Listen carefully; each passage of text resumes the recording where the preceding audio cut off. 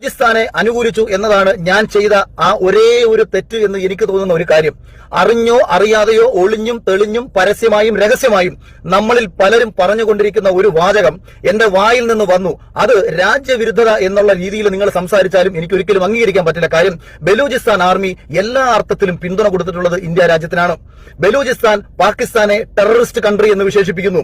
India എടുക്കുന്ന അതേ നിലപാടുകൾക്ക് ഒപ്പം നിൽക്കുന്ന ഒരു ഭാഗം പാകിസ്ഥാനിൽ ഉൾപ്പെട്ട പാകിസ്ഥാനെതിരെ സംസാരിക്കുന്ന ഇന്ത്യൻ ജനത പാകിസ്ഥാന് വേണ്ടിയിട്ട് യുദ്ധം ചെയ്ത സമയത്ത് പാകിസ്ഥാനെതിരെ ഒരേ സമയം അറ്റാക്ക് ചെയ്ത ഒരു ഭാഗത്തിനെ ഇന്ത്യ സഹായിച്ചിരുന്നു എന്ന ഒരു കാര്യം ആർമിയിലെ എനിക്കറിയാവുന്ന എന്റെ പ്രിയപ്പെട്ട റിട്ടയർഡ് ആയിട്ടുള്ള ഉദ്യോഗസ്ഥന്മാരും അല്ലെങ്കിൽ ബിജെപിയുടെ തന്നെ പല നേതാക്കന്മാരും ഒളിഞ്ഞും തെളിഞ്ഞുമൊക്കെ തന്നെ നമ്മളോട് പറഞ്ഞിട്ടുള്ള ഒരു വാചകമായിരുന്നു. ആകെ എന്റെ ഭാഗത്തു നിന്ന് ഒരു പബ്ലിക്കിനിടയിൽ സംസാരിച്ചപ്പോൾ പാടില്ലായിരുന്നു എന്ന് എനിക്ക് തോന്നിയ ഒരേ ഒരു സ്റ്റേറ്റ്മെന്റ് പ്രസ്താവന ഇറക്കി എന്ന് പറഞ്ഞുകൊണ്ട് കൊട്ടാരക്കര ബിജെപി മണ്ഡലം കമ്മിറ്റി എനിക്കെതിരെ കൊട്ടാരക്കര ഒരു പരാതി കൊടുത്തു. അതിൽ അവർ പറഞ്ഞിട്ടുള്ളതിൽ ഞാൻ വീണ്ടും പറയുന്നു, ഈ ബലൂചിസ്ഥാൻ വിഷയത്തിനകത്ത് എനിക്ക് തെറ്റുപറ്റിയെന്ന് ഞാൻ സ്വയം അഡ്മിറ്റ് ചെയ്യുന്ന ഒരാളാണ്.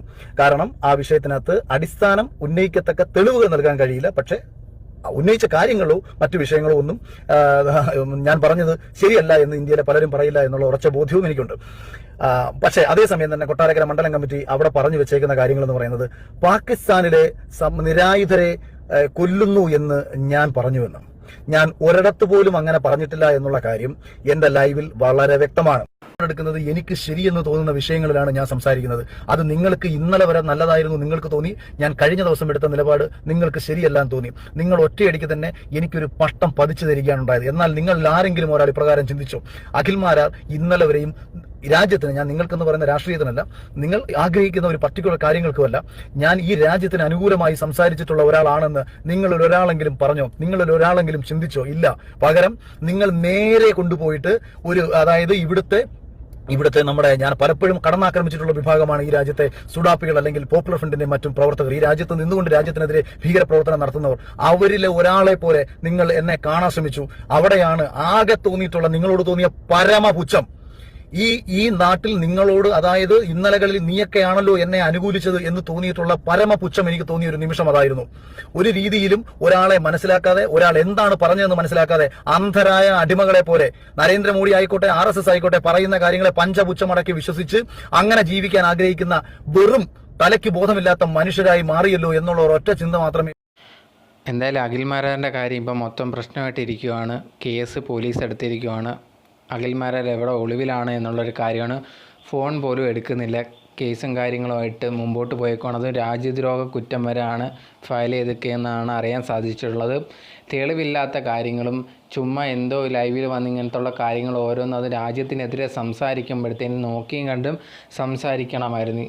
ഇന്ന ആൾക്കാർക്ക് ആയുധം കൊടുത്തു എന്നൊക്കെ പറയുമ്പോഴത്തേന് അതിന് തെളിവൊന്നുമില്ലാതെ എന്തേലും ആരെങ്കിലും ഏതെങ്കിലും ജംഗ്ഷനിലൊക്കെ ഇരുന്നപ്പോൾ ജസ്റ്റ് അങ്ങോട്ടും ഇങ്ങോട്ടും പറയുന്നതിനിടയിൽ വന്ന ഏതെങ്കിലും ഒരു വാക്കൊക്കെ എടുത്ത് ലൈവിൽ വന്ന് സംസാരിക്കുമ്പോഴത്തേന് നോക്കിയും കണ്ടൊക്കെ സംസാരിക്കണമായിരുന്നു. ഇല്ലെങ്കിൽ ഇപ്പോൾ ഇങ്ങനത്തെ രാജ്യദ്രോഹ കേസിലൊക്കെ പെടും. അതിനിടയിൽ പറഞ്ഞിട്ടുണ്ടായിരുന്നു, ഞാൻ എൻ്റെ ആർമിയിൽ ഉള്ള ആൾക്കാരുടെ അടുത്തൊക്കെ ചോദിച്ചു, അവരൊക്കെ സംസാരിക്കുന്നതിൻ്റെ ആ ഒരു കാര്യമാണ് സംസാരിച്ചതെന്ന് എന്ന് പറഞ്ഞിട്ട് ലൈവിൽ വന്നിരുന്ന് ഇതിനെപ്പറ്റിയൊക്കെ സംസാരിക്കാനുള്ളതാണ്. അത് പബ്ലിക്കായിട്ടാണ് അത് പറയുന്നത്.